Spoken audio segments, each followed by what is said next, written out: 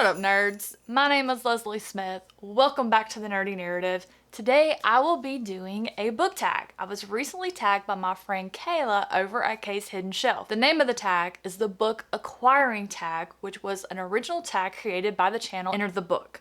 I will have both channels linked down in the description below so that you can see the original creator's tag plus Kayla's version, and that is what brings us here today. So let's jump right into the questions, beginning with question number 1. Do you plan your book purchases ahead or impulse buy?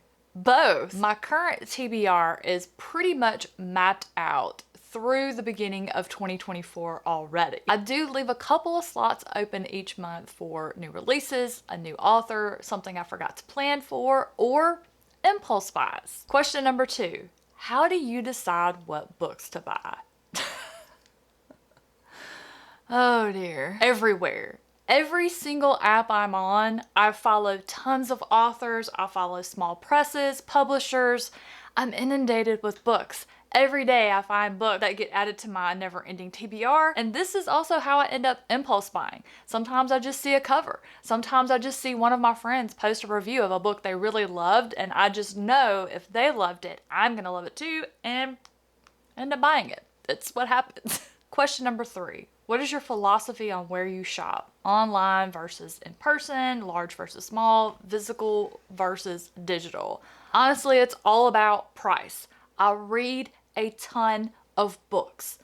A lot, guys, a lot. I also like to get all versions of the book. So I'm also utilizing my library. Now, if it's a book that I'm familiar with the author, I usually will go ahead and purchase the physical book because that is my favorite way to read. My next step is to visit my library and get the ebook so I can read in bed if I want to, and also the audiobook so I can immersion read and also be able to keep reading while I'm doing things like cleaning the house, cooking dinner, walking the dogs, or running.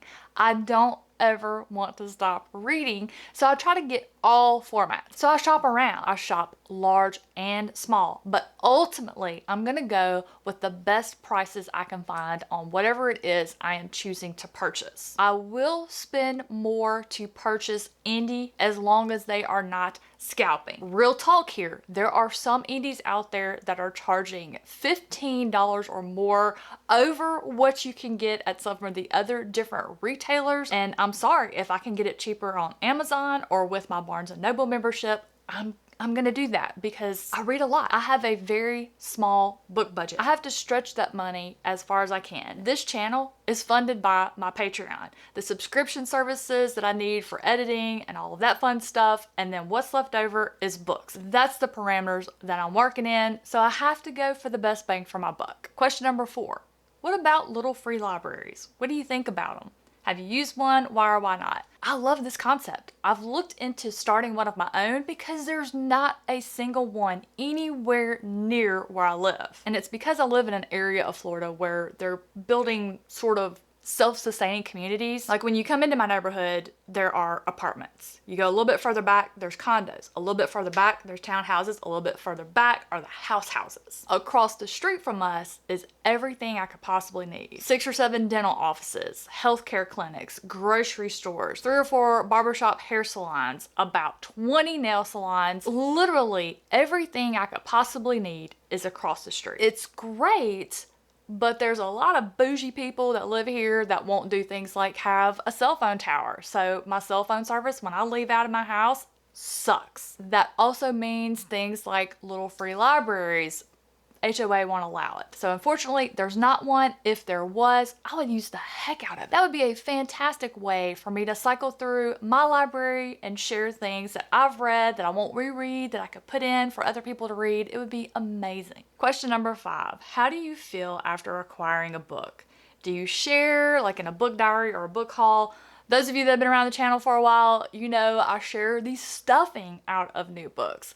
I show them in a book haul. A lot of times when I get one, I will do a little short that I put on YouTube, TikTok, Instagram Reels. I do pictures. I love a new book, whether it's brand new or whether it's new to me. I love books. I love touching them, I love feeling them, I love holding them, I love looking at them, I love smelling them, and I share that love in whatever method I'm inspired to the day that I get my hands on it. And this is where this tag turns into a personal attack. Question number 6.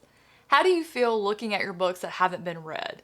Does it matter if it's currently a lot or a little amount? I'm OCD just a little tiny bit, and it used to bother me. But I've come to accept that I am a book collector first and a reader second. That means I like to collect books, and then someday I read them. I do eventually read these books. Like, I'm not just sitting here collecting books. They're going to get read, and some of them have been read many, many times. You all don't know that because I've had a lot of these books since before I started the channel. I've read them many times over the years because if I can't afford to buy a new book, then I would just reread a favorite series. So I've come to accept the fact that I'm going to have a large number of books on my shelves that I haven't read yet. But I think why I feel okay about that is the majority of the books I have read. I think as long as the ratio is I've read more of the books that I have than ones I haven't, I think I'll be okay. Question number 7. How do you decide what number of unread books is the right amount? Well, that is easily solved using the equation n plus 1. N meaning the number of books that I own plus the one I just bought. Question number 8 is, do you have a TBR game or a process of reading them? Nope. And nope. Building my TBR is kind of a cross between impulse, buddy reads, and mood reading. And sometimes I just pick stuff and I throw it on there and it gets changed around. And so it's more like a game of chance. Question number 9. Do you have a book buying problem? If so, what is the nature of it? And can it be adjusted? What kind of question is that? Do I have a book buying problem? Yes, I have a book buying problem. I don't have enough money to buy all the books that I want. That is the problem. The way to solve it, somebody give me money. I need to win the lottery. I guess I should play the lottery in order to win the lottery. And so that will bring us to the end of the book acquiring tag. Thank you so much, Kayla, for tagging me in this one. I am going to tag a few of my friends that I don't believe have done this tag yet. First up, I'm going to tag the creator of the Reindeer Readathon that I am co-hosting with this year, Eric from Break Even Books. I want to hear your answers to these questions.